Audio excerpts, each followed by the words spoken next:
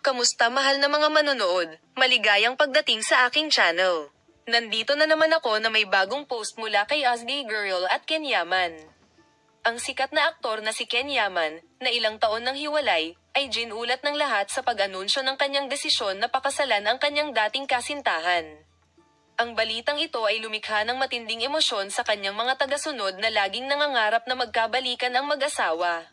Sa isang panayam kamakailan, sinabi ng aktor, "I was very excited about this."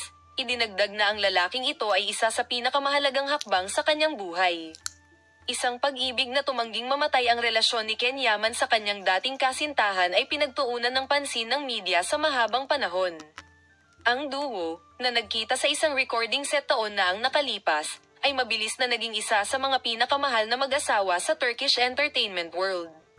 Gayunpaman, pagkatapos ng ilang taon na magkasama, nagpasya silang maghiwalay at sinira ang puso ng kanilang mga tagahanga.